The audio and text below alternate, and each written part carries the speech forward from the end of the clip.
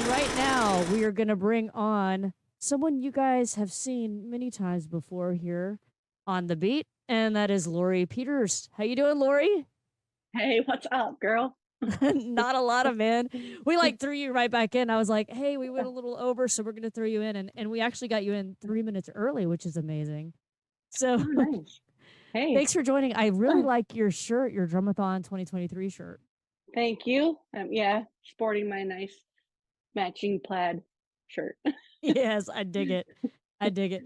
Well, I wanted to have you on because you've been on the show. I was looking back, it's probably almost 4 times, maybe more. We've had you on the Beat broadcast. You were on my birthday broadcast one year. Oh And then you yeah. were on the virtual drumathon. So we've interviewed you lots of times in many different scenarios. And it's funny because I fixate for good reason on your journey through breast cancer. So I want to invite everybody, if you don't know Lori's story about going through breast cancer, please check out our YouTube channel and find the videos of Lori over there. Lots of videos and content explaining that story. But tonight we're going to focus on you and your life as a musician and your history being a musician. Because we've never actually talked about it. I mean, even like you and I talk about stuff a lot, and we've never really dug down deep into that. And so I definitely want to get into that. So where I want to start, if it's cool with you, is like, how did you get into drums? Like, where did that all start? Yeah, I know we've only like touched on it here and there, but I think I think my story is probably pretty similar to yours, where I started, as a little kid. I had my Kmart drum kit, when I was probably 5 years old, and and beat the heck out of it. And then I had to Well, my mom wanted me to play piano, so I played piano and did that for a few years, even though I didn't really wanna do that, and, my dad worked 3rd shift, so I drums was, like, out of the question. And probably not until I was in elementary school, like, maybe 6th, 7th grade, I I discovered that my friend 2 houses down, his brother had a drum set that collected dust and nobody played it, and when I found that out, I was over there all the time, like, you know, what are you guys gonna do with this?" And I begged my mom and dad, just begged and begged. I'm like, "Can I please, like, I'll save my own money." So I saved up a whole $50. It was like a three-piece drum kit, didn't even have a floor tom, and brought it home, and so I didn't even get into school band until ninth grade, and So, how old were you when you got that drum set from your neighbor? probably, like, 7th grade, so what are you, 13? Yeah, Somewhere in yeah. there? 12, 13 years old, yeah. And was it Yeah. just like you just, like, saw the drum set and that was your first attraction to drums, or had you been attracted to them? You said you had the Kmart kit, right? Yeah, And it but my mom wouldn't let me pursue it. She just was like, "No, you're gonna do piano," and, um but I'll tell you what, when MTV came out, I was glued to it. heck yeah, dude. That's honestly how I first even learned how to play. I'm like, "Oh, you sit like this, and, this is where the hi-hat go," like, and I just learned the setups, and I'm like, "Okay, I'll just," I bought whatever metal magazines were out at the time and just watched Hit Parader MTV. and Circus, man. That's what it Totally, man. was. Totally. Awesome. That's so awesome. I used my allowance for all that stuff to buy, band T-shirts and drumsticks, and I just did, you know, my time in the basement. I just over just practice. I don't even think I might have put on like a Walkman here and there and like played to something, but you couldn't hear it because we didn't have, AirPods back then. Like I just played. I don't know. I just played what was ever in my head, and just whatever I saw on TV, I would go and try to emulate it. I mean, Iron Maiden Run to the Hills was first thing. Like everybody knows That's that, right? awesome. That's so awesome. Yes, definitely. That's killer, man. So you weren't taking any kind of lessons. It was just you emulating what you saw on TV or listening to things and kind of figuring out what was going on. Yeah, at first, and then my mom saw that I was, really serious about it, and I only did the piano for like 2 years, and then by the time I was ready, or thought I was ready to be in school band. It was like ninth grade, and I she did give my mom get had me sign up for lessons once a week for I've lost track. It was probably like 5 years or something, like formal lessons, Nice. and school band kind of did the rest after that. I was in jazz band, anything I could find, pep band for all the pep rallies, orchestra, symphonic band, concert, anything. Wow, and, like, what instruments did you play when you did that? Because I mean, most of those don't have drums set, I guess jazz would, but, like, in Yeah. symphonic and orchestra and stuff, which, what percussion did you play? Like in symphonic, I would have to fight to get the snare drum part or the timpani part because those were like the cool things. Because there was only me and one other girl, and they always wanted to put us on the bells, and I'm like, no, I'm What not is doing it that. about that, man? It's so true, though. They did So always true. wanna do that. Gosh. I know. Sexist. Totally. But I was fine with bass drum too, or cymbals, but I only did the bells like maybe once. But then this after I got into orchestra, they had this solo ensemble competition, and the orchestra conductor was like, would the four of you want to do like a xylophone kind of solo ensemble thing? And that I was into. Like that was actually really fun. The four of us on like wood xylophones. And yeah, that I think I actually medaled for that one. Now that I'm thinking about it. So awesome. I don't know if we ever really talked about it, but I didn't do any drums of any kind in school. Really. Like, yeah, I didn't do any of it. I didn't think it was cool for some reason. I don't know why. And like, but I played trumpet in school in French horn. So go Oh, I didn't figure. know that. That's not cool. I mean, percussion would have been way cooler. I don't know It what I would was have been, thinking back yeah, then. I it was would just have been like way cooler. I was very set on playing a drum set. Like I didn't think that it crossed over. Like to me, it just didn't. I wish in a lot of ways that I had done it, but I never did. So you played in band in school all the way through until you graduated. Is that right? Yeah, and then I attempted to play my first year of college, and I just felt like it was all over my head. So I tried out for softball, and I made the softball team, and I eventually got a scholarship for softball. But That's killer. I didn't know that. That's really awesome. yeah, I mean, I actually didn't do any drumming in high school, but when I went to college at UNT, I got accepted into the music program there, which I still can't believe because I never had any training like what they had, and I quickly yeah, had to drop out of college. I was really busy drinking, but that's another story. But yeah, I mean, like to be able to get a scholarship for anything and softball is awesome. So you got a scholarship for softball, and so you're not doing band anymore in school, but I presume you're still yeah, playing drums outside of school.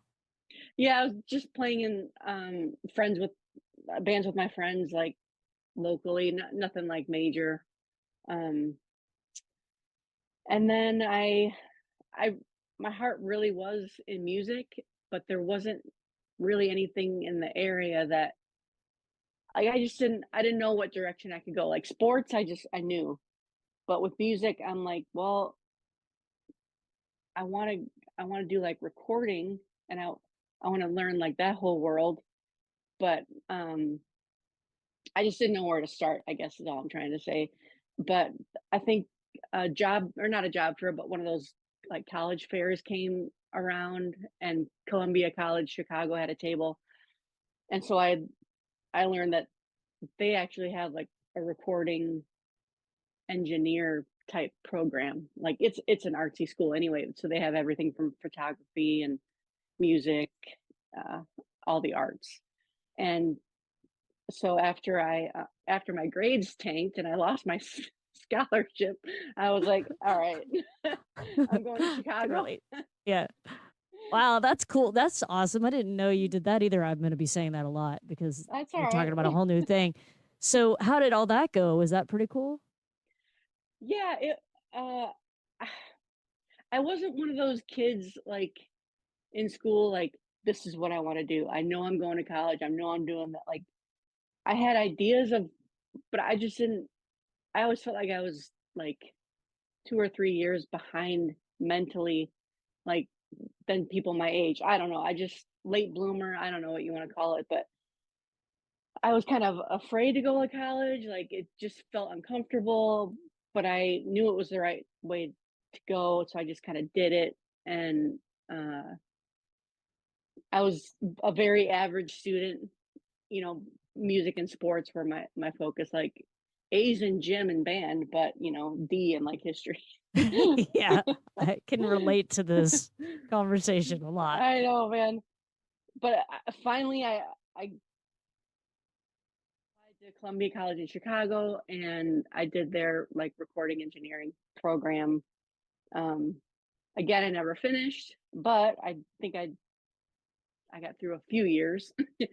It's a private school too, so it's very expensive, and I had to do all the financial aid and all that stuff myself. I had some money, that my parents had saved for me over the years, but didn't go very far with a private school like that. But it was fun. I mean, I learned a lot. It was still a very intimidating, especially going into the big city. I live up in like an hour north of Chicago, in Kenosha, so it's like I had to ride the train every day, and it was just a lot. And then as I got further on in my schooling, I would have had to probably live down there because you just have to, if you're going to finish, you got to spend a lot more time. So, but I enjoyed it. I learned a lot, and I think it only helped me in what was to come with Skillet. Yeah, and I probably learned more being in the band though. yeah, but so during any of this time, were you actually in like a local band and playing gigs at all, or were you doing any of that? And if so, was it like cover music, original music? I was only in a few bands. Well, I shouldn't say that. I was in some high school bands, and we did like Battle of the Bands and all that stuff. I played a lot in my local church on the worship team. Um, and then the two bands that were a little bit more serious was so I grew up with Corey Cooper, so she's currently in Skillet still. She's the guitar player, one of the guitar players, and married to the lead singer John. So we grew up together and played sports and music and worship team and all that stuff. And she started a band called Alchemy, and the connections I had made in Chicago with some of the, people that were engineers and stuff, they needed like a band to like do like a test record or whatever, like to learn to test their engineering skills and stuff like that. And I was like, well, I'll sign up, shoot. So it was Corey and that band called Alchemy, and so we ended up recording an album in Chicago somewhere. I can't remember where, but it's on YouTube if you Google Alchemy.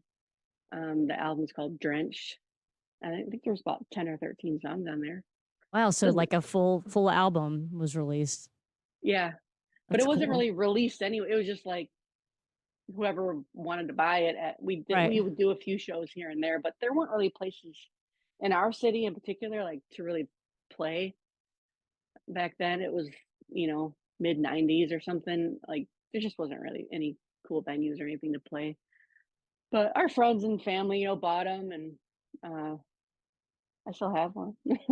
But it's good music. I mean, Corey sings all the lead stuff on it. And it was actually when her and John were dating, so John's actually playing guitar on the whole album too.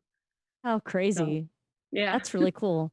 Alchemy Drenched on YouTube. Got it. We'll have to look that Yep. up. Very cool. So what happened after that as far as like musical interests and things went? Let me think. So, Skillet was just getting started like in 95, 98, or somewhere in there, late 90s. And so um they by the time they had their second record out, like uh Corey and John had got married, and I was just working, uh nothing having to do with music, corporate America type job. Um, Still playing in church, but uh, one day I was sitting at my desk, and I just happened to come across Skillet's website. Of course, I was like so jealous. I'm like, oh gosh, what I wouldn't give to have like a record deal with a band like that. You know, that'd be so fun. And so they had already had almost two, at least almost three records out. And Were you still in touch with Corey during that time? yeah, yeah, we're Yeah. still friends. She had moved down to Memphis because that's where Skillet started, was in Memphis.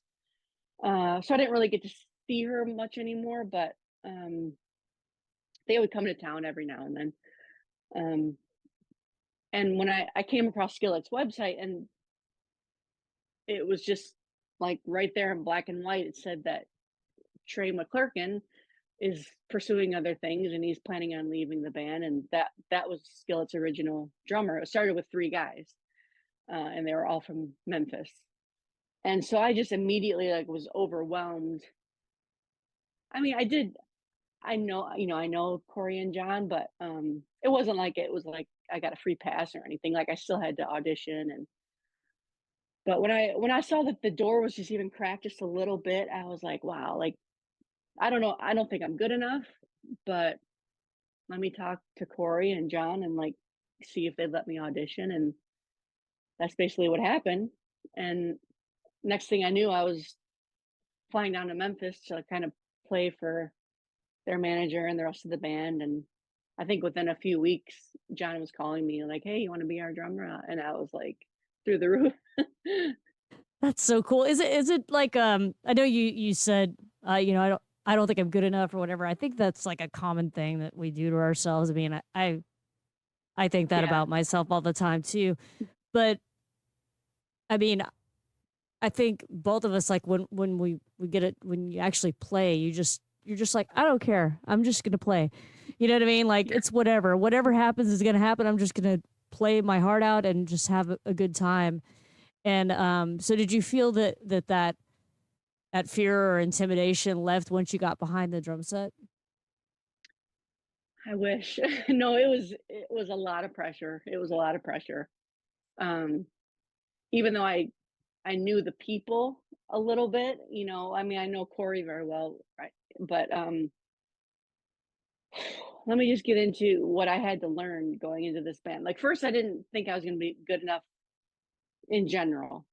And then to learn like I've got to play with a click. I'm like, all right, I can get on board with that. Like I should be anyway, right?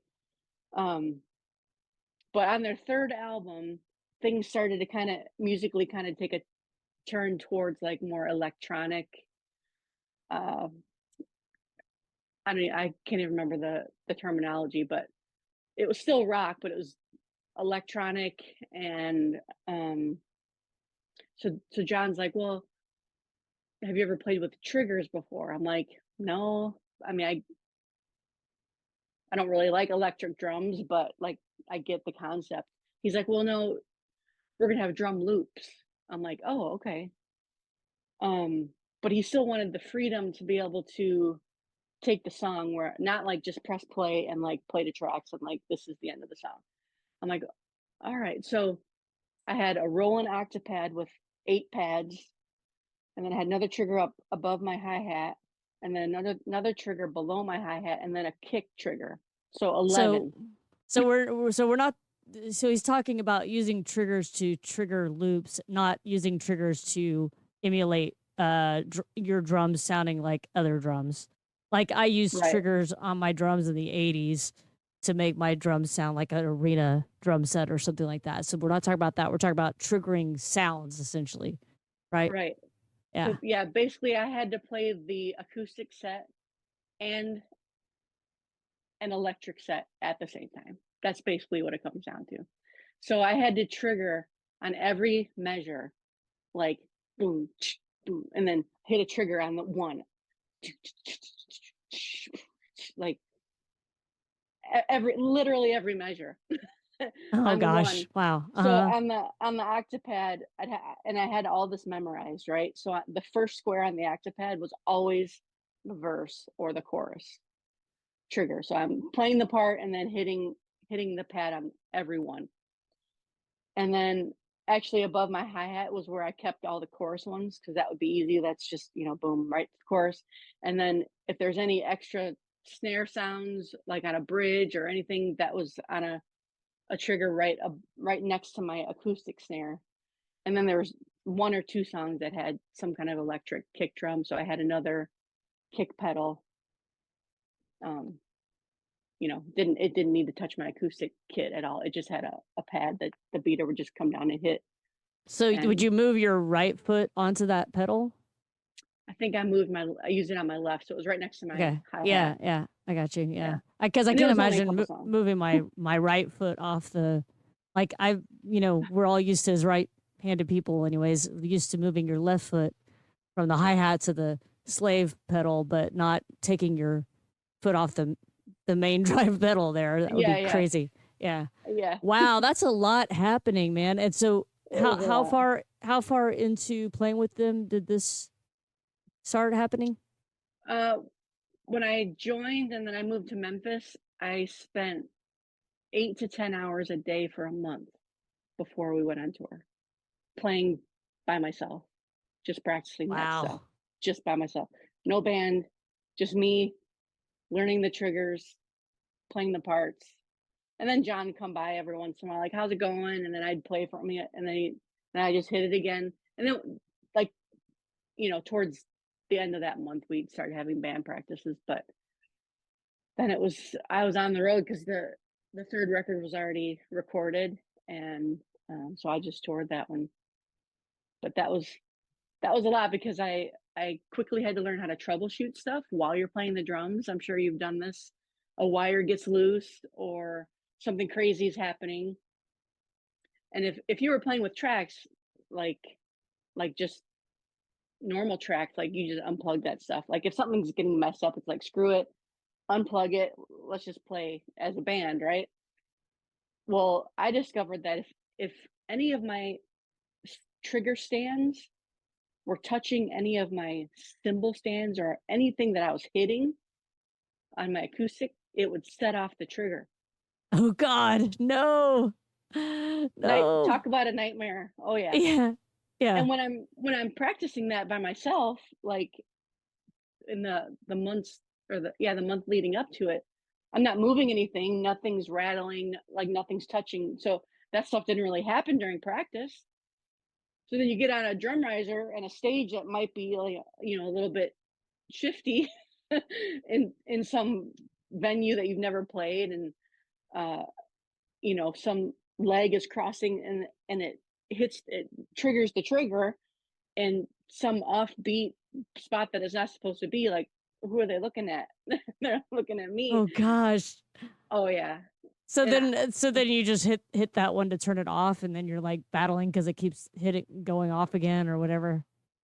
yeah, I've like pushed stands away while I'm playing, like to try to separate. Like I got it down pat after a while, but I was just very careful. Like, this stand has to go exactly right here. It can't be touching anything. With the octopad was pretty easy because it was over here, and it was its own thing. But if something did get off, you just have to keep hitting it because it'll always start in time. Like, it'll always start from the top if you keep hitting it, and it only goes for one measure. Like, that's the good thing. It only goes for one measure. So if it goes off, it's only going to be for one measure if you can, like, just get through it. So it plays just for one measure, and then you have to continually hit it. It's like you were saying, you have to hit it every measure. Yeah. And is that so that like I guess because if you guys wanted to have any freedom to like extend a certain part of the song Yeah. or shorten a part of the song or whatever, because like with a regular tracks, you wouldn't have that freedom. You'd have to stick to the exact amount. So that's why they did it per measure. Was that you're doing or they're doing? Like who made It those decisions? John wanted it to be that way because first firstly, he just thought tracks were cheesy, and he didn't wanna have, you know, any backing vocals tracks, or this was just all drum loops and weird sounds that we were playing with. Everything else was played live. So he thought tracks were kinda cheesy, and he didn't wanna do that, and he thought this was a cool way, like you said, to be able to extend a song or have, like, a breakdown or do, like, solos, without being confined to, like, regular tracks. That's so many things to think of. I'm, like, sitting I here know right it now is. going I'm like, every time I change I mean, you normally are hitting, like, a crash when you switch between, like, a verse and a chorus anyway, or a bridge, so I guess at that moment, you would hit a crash on one or whatever, then you just hit the trigger, but still, that's Yeah, just a lot of thinking, and then you're like, "Oh, I gotta hit this specific one." yeah. Wow, it's so did you have to run tracks like that, like, for every tour that you did with them and, like, and it was just, like, certain songs, or how long did this Thankfully, go on? yeah, thankfully, no. I think only for 2 records, and then, uh, they all had the realization, like, "Well, tracks aren't so bad. Everybody's doing it. Like, it's not that." Then they wanted to add other things, you know, like, uh, like Rebirthing, the song that we did at Drumathon a few weeks ago. That was the strings were actually played by, like, LA Symphony, I think. So we were able to, once we did started playing to track like a normal band, um, Right. we could add stuff like that. Yeah, yeah. Well, and it's funny, I wanna tell you, like, the first thing I thought of when you said, "Oh, I'm not good enough," or whatever, but the first thing I thought of when you said that was, why do you think we never played Skillet till recently?" I was like "Oh, that stuff seems really hard." I was intimidated by it because it's so bands like Skillet or Evanescence is another band I think of as being similar. It's, the Mhm. drums and the guitars and everything are so clean and tight and, just a certain way and heavy and all that stuff, and I was Yeah. really intimidated, about playing Skillet Aw. music, and I was like, "We've had you for 5 years now, it's time we play a Skillet song," so I hope we can continue to do that, and maybe I won't be chicken anymore, I could keep doing that. No, it was so fun. You did fine. I mean, I think I messed up once. I only saw one video of it, and it sounded fine out front, so I was happy with that. I think Yay! my camera might be falling a little bit. Sorry. Oh, cool. No, you're looking good. I didn't even notice. No, it looks good. Okay, so wow, we jumped right into all that. So how many well, tell me, like, do you remember the first gig with Skillet? Like, was it a big show? Was it like a club gig? What was it like that first gig? Yeah, I definitely remember it. I might peed a little bit maybe. Nice. It was, Invincible tour, so we it was straight off the bat, like a headlining tour. We brought out a couple bands with us. Started in Memphis, so it was like hometown show, at least for some of the members. But, um, yeah, very, very cool show, very, like, scared. First time playing in front of, like, a real crowd. My family was there, like, all the things, but I made it through, and it was awesome. Then we just hit the So road from there. how many people do you think were at that first show if you were gonna guess? I mean, it was a small club, so maybe, like, 300. It wasn't anything massive. When was do you remember the first, like, 10,000 plus show that you played? Gosh. I mean, I don't even know. I can't it was probably a festival, like, festival that we did, like, um, my last tour was the, Collide tour, or sorry, Comatose, but, gosh, I mean, we were filling, like, House of Blues types of venues, but festivals, we did a lot of the major festivals, and there would be, big numbers like that. Did you feel any different when you played those kinds of shows as opposed to, like, a House of Blues size show? Do you Not remember? not really at that point. Yeah, it all felt relatively the same, I guess. That's cool. So you were comfortable enough by that time at least, and I guess maybe after the first show, once you had the first show behind you, you're like, "Okay, we got this," kinda thing. Yeah, my last tour was actually with, so Breaking Benjamin and 3 Days Grace were co-headlining. I guess that was, like, next level. That was, intimidating in the sense that, like, these bands are, like, amazing, and, um, we're just the opener on this tour. I think Seether was also on that tour, but we were the first opener. That was a little bit intimidating, but so fun, like, so fun. I bet that was fun. That sounds like a lot of fun. So how many albums did you do with Skillet total, and which albums were they? I did 4, but do you mind if I fix my camera for a You can second? fix it. Yeah, go ahead. Alright, because it's falling and it's bugging me. Oh, you got it. Is that better? Yeah. Oh, yeah, that's much better. Very Alright. cool. Yeah, your head was getting cut off. You're not wrong. I know, it's like, "Hey, everybody." Hey, how's it going? I'm cool. I freaking love your setup, but that's another story. Okay, so which Oh, thanks. albums did you Yeah, which albums did you do with, So Skillet? I did 4. I started with a live album called Ardent Worship, and that was just recorded live at a warehouse in Memphis. And then we were signed to Ardent Records, which is also in Memphis, so we did a lot of recording there the first 2 albums.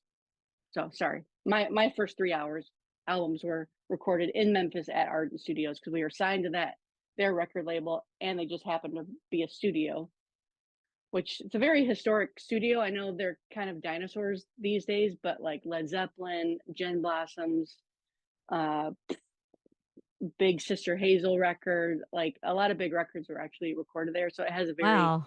cool vibe. Yeah, Um, steep history. That's so yeah, awesome. yeah. Um, and then we did 2 more albums there. The second one was called, Alien Youth, and then, Collide album was done there, and then we finally got released from that record deal and signed to Lava Atlantic in New York. So we finally got to record outside of Ardent, which was like it was a big deal at the time. So we did Comatose at Chicago Recording Company here in Chicago, which was nice because we had all moved back to Wisconsin by that time. So we were close to home and we could just go home every night, so that was really cool. That's super nice. And so were you happy with the recording at that? Like, would you be able to tell the difference, like, when you're listening to them, where you're like, "Oh, wow, this sounds way better," or is it kind of comparable? I mean, it's comparable. It's just a different it's still good quality, like, still great engineers and producers, like, over the years. Um, but I think just with anything, like, with time, I don't I forget the time span, but I guess it was over about 8 years. Things sounds change and tastes change, and I think we had more of a budget to maybe get better producers on the last 2, like Collide and Comatose. Um, Paul Eversold produced, Collide, and he did that big, Three Doors Down album, which was also recorded at Ardent, I believe, with Superman, or I forget what their big hit was, but so that was, like, for us, like, a big time producer type of guy. And then when we finally got to record somewhere else, um,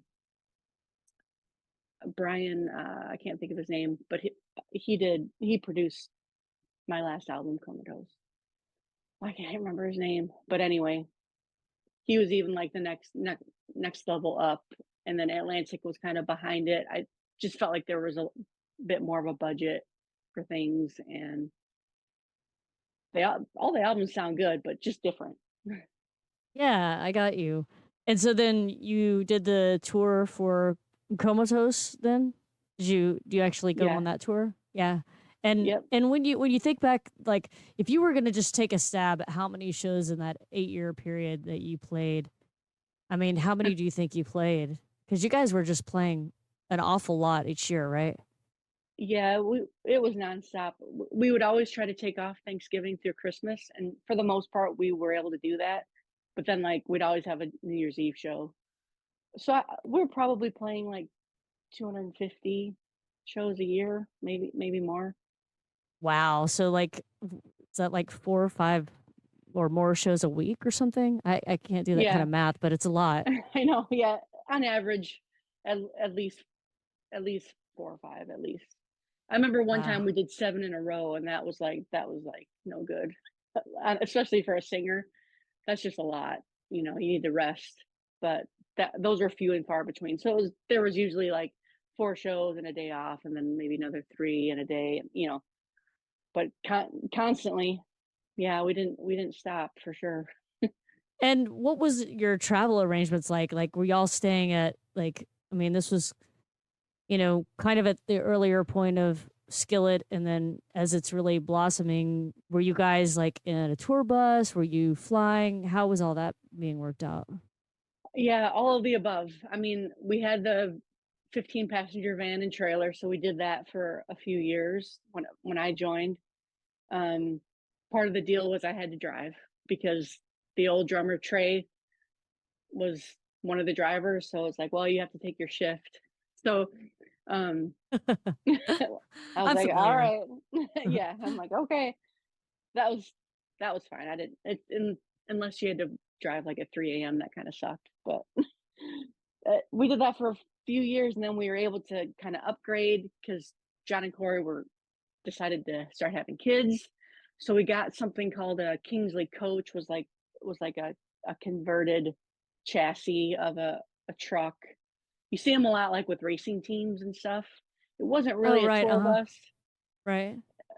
It was a less expensive option. It still had, the bunk room, and it had a bathroom and a shower, and a lounge, but we had like, a truck driver, and didn't have as smooth of a ride as a tour bus would have. So it was better than the van, but not quite a tour bus. But it was good for their firstborn. She had like her own little bunk, and it was, safe and all that. Um, and then finally we we had a few tour buses when I was with them. I forget the timeline, but we had the coach thing for a few years probably, and then finally got to upgrade to a bus, and then we ran that into the bridge at O'Hare Airport or at Midway Airport. Got stuck. The freaking driver. Oh no. Like, well, because it Yeah, was too tall or something? yeah. It wasn't O'Hare. It was Midway, which is Uh-huh. a little bit further south, and it just wasn't paying attention to the height. That might have been the coach though, because the coach was actually higher than like a normal tour bus, so I could have that backwards. I think it was the coach, and he just wedged that thing right underneath an overpass coming into the drop off area, and we all immediately woke up like, "What is happening?" My gosh. So I think he got Oh, kicked to the curb along with the coach, and then we got a tour bus. there you go. Wow. So Yeah, you guys were mostly traveling like on, like, literally on the road for that whole time, and that's just got to be really hard. I mean, I you and I have talked that for me, and this is much later in life than what you were at that time, but um, you know, traveling 3 weekends a month for me was like, that's just too much, just traveling yeah, 3 weekends a month, and to think of traveling constantly where you're just like never coming home really for months and months at a time and playing 4 to 7 nights a week, that's got to just be really, really hard. yeah. It was a trade off. As big of a sacrifice as it was, it was so fun. Like I'm living my dream, right? Like I'm not married, I have no kids. Like this is what I wanted to do. So I didn't mind. Like it was hard to be away from family. I feel like I missed out on some things. So that's like the sacrifice. And I mean, I had an apartment in Memphis that I barely used. Maybe we'd come through, a few times a month, and I'd sleep there. But and if when the tour would take us up into the Midwest, we'd maybe get to stay at, our parents' house or something for a night or two. But yeah, um, that's what it was. That was living the dream, right? Heck yeah, man. Well, so what what happened, if you're comfortable saying, like, at what point were you like, okay, I'm ready to do something different? Was there a point that you remember? Yeah, there definitely was.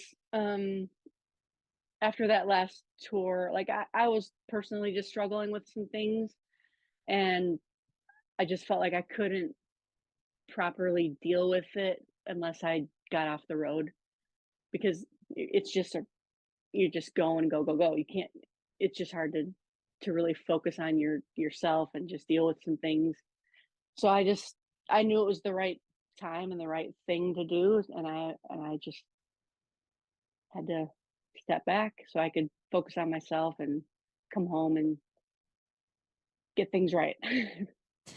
Yeah, and I've read Lori. I thought it was so cool that like, you know, you took the time to work with Jen to get her worked in, to as a replacement for you after you step back, and like, there's a lot of people who might just be like, "Hey, good luck, have a good time, I'm out." I mean, like Yeah. that was like really cool of you to do that, and I know especially if she had to, mess with any of the triggers, she was probably grateful for that. But yeah, but I mean, I thought that that was just super cool that you did that, and I know that you know there was like no hard feelings or anything like that. That they were supportive of whatever it was that you needed to do, and then you were supporting them right back by making sure that they were taken care of, and so you made sure that Jen was good to go before you stepped away, and I think that's a really cool thing. Well, I appreciate you saying that because it was hard. I mean, it was hard giving up, that life and everything I worked so hard for. But my heart was for the band to succeed, and it's not about me, it's about what Skillet stands for as a band, and I want them to succeed, and I don't want to hold anybody back. And yeah, Jen was only 18 when she joined, so you know, she's younger than me, obviously, but didn't have a whole lot of experience, but great drummer. So I just kind of she came out for like a week and just kind of showed her the routine and left my drum set out there. She didn't even have a drum set. Um, and they just had my drum set on the road for several months after that. And eventually I got that back. But yeah, I just appreciate you saying that because it wasn't easy, but I know it was the right thing. Yeah, I mean, I can't imagine you doing anything but the right thing. I mean, you're a genuine person, and you mean what you say and say what you mean. So it's awesome. I like that. Well, So thanks. yeah, man. And then, that passion for music has never left you, and you still have that big passion for drumming and playing, and you're doing like more recording nowadays than anything, right? Yeah, I haven't toured for a long time. I just really like looking back on it now, I didn't really know how to navigate that.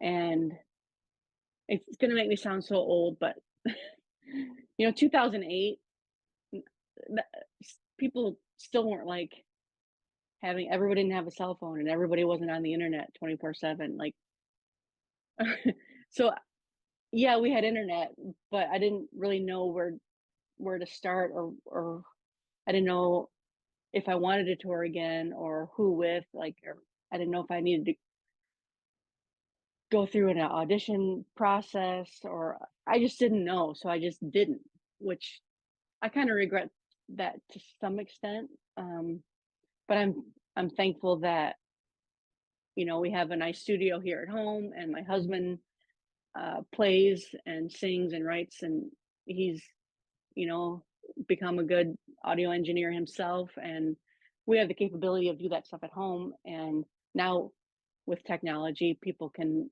hire me right off the internet, soundbetter.com. If Yeah, you plug that, man. Plug that. I should have had it in the comments. We'll have to come back and add it. soundbetter.com and then you can search for Lori Peters. But yeah, people hire me and we play tracks and record it here and then we just send them the stems over the website and it's all just done right there. I'm adding it right now so that people can find you there if they wanna hire you for that. All Um, right. but I do know that you've done some stuff with the band Ignescent, right? And that stuff has been Yeah. really cool. Yeah, they've been around for a long time. They got in touch with me because I needed a fill-in drummer and their music is very heavy and again, along the lines of Skillet and, Evanescence and that stuff like that. A lot of double kick stuff. Um, so that was very cool. It was, the music was kinda, I really had to, like, kinda come back behind the drum kit and really practice my butt off because there's just a lot of double kick, and I can do double kick, but I th I think in their recorded music, some of it might be programmed, so it's like you can't hit every single little thing that a machine is hitting. So I did a handful of shows with them over the past couple years, and that was really fun. Mostly within, you know, the Chicago and Milwaukee area, but yeah, That's cool, and I think it is awesome that you have such a killer outlet there with your husband and the studio there. I mean, that's the one thing, Lori, I remember somebody told me a long time ago, when I went through my first period of time where I wasn't in a band, it was like 95 to sometime in 96. I had these few months that I wasn't in a band and I felt like I wasn't a musician anymore, you know?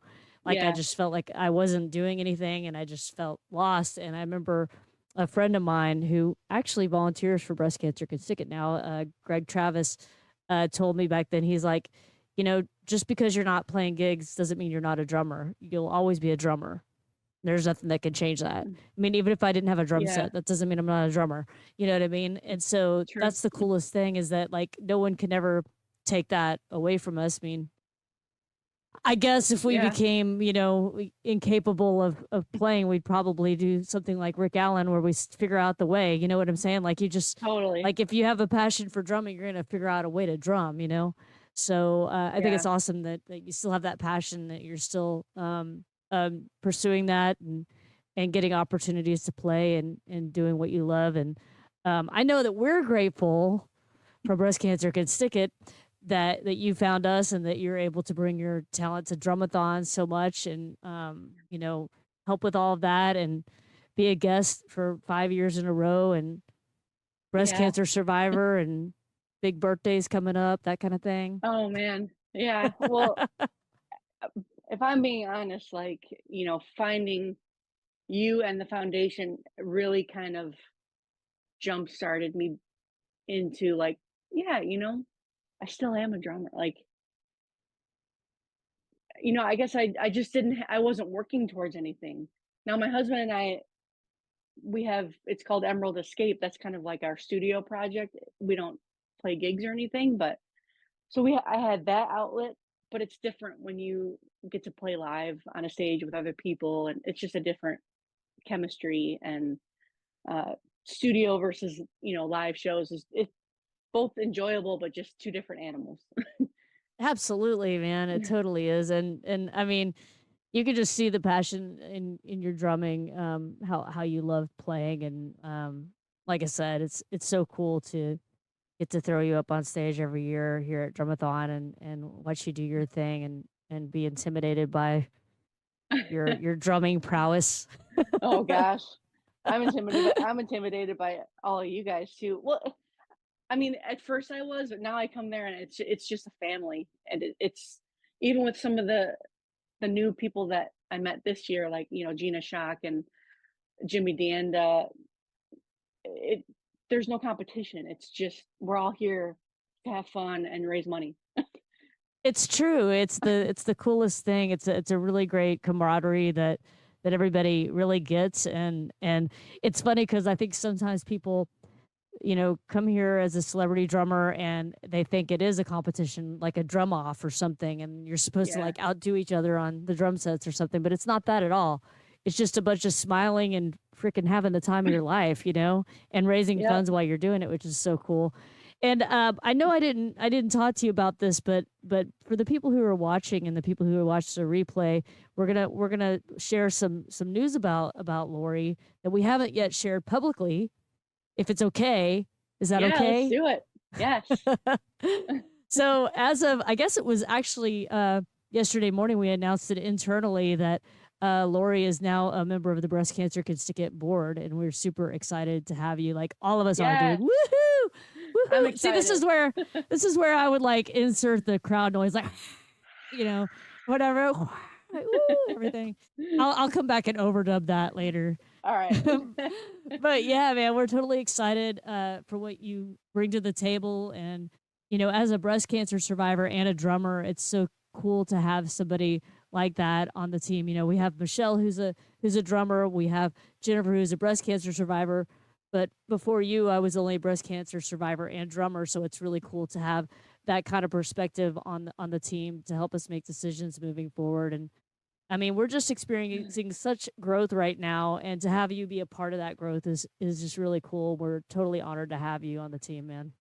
Well, I feel special and blessed to be able to to say yes and to be invited to do that.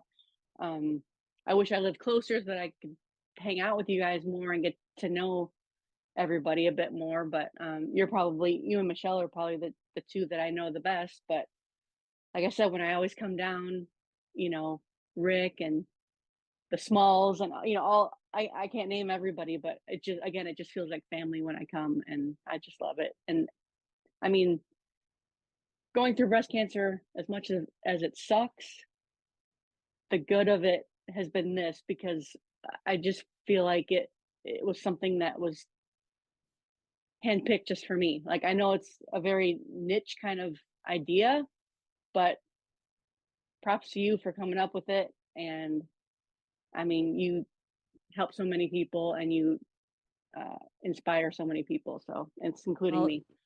yeah, well, thank you. You're doing the same thing too, Lori, with all the interviews that you've given and all the time that you put into Rheumathon and Breast Cancer Can Stick It. I mean, people don't realize all the things you've done behind the scenes for years with helping with our social media and things like that. Just really jumped in there and done things. And I've been thinking, since you don't live here, it just means that we have to come up with more travel things, and then we Yes. just all travel those places because paying for you to fly somewhere and me to fly somewhere, it's the same thing. So we just Yay. all we all just travel places, so we'll drag you everywhere. I gotta look here. I've got a few comments in the comment section here that I want to be sure to read. So Jennifer Tatum from our board says, "Yes, I'm so excited to have her join us."